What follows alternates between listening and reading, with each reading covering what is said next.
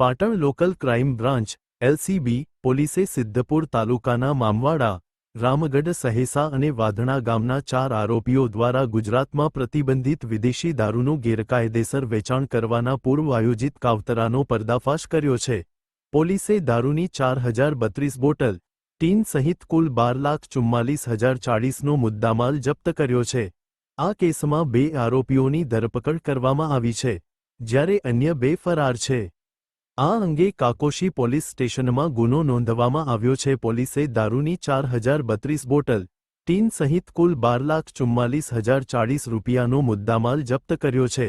આ કેસમાં 2 આરોપીઓની ધરપકડ કરવામાં આવી છે, જ્યારે અન્ય 2 ફરાર છે। આ અંગે કાકોશી પોલીસ સ્ટેશનમાં ગુનો નોંધવામાં આવ્યો છે।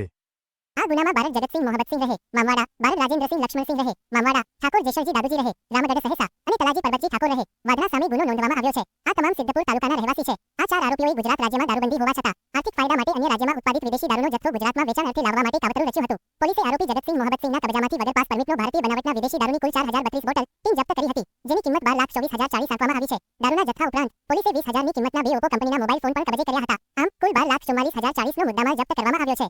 આ કેસમાં આરોપી બારડ જગતસિંહ મોહબ્બતસિંહ અને બારડ રાજેન્દ્રસિંહ લક્ષ્મણસિંહની ધરપકડ કરવામાં આવી છે, જ્યારે ઠાકોર જેશજી દાદુજી અને તલાજી પરબતજી ઠાકોર ઘટનાસ્થળે હાજર ન મળતા તેમને ફરાર જાહેર કરવામાં આવ્યા છે। પોલીસે કાકોશી પોલીસ સ્ટેશનમાં ફરિયાદ નોંધીને વધુ કાયદેસરની કાર્યવાહી હાથ ધરી છે।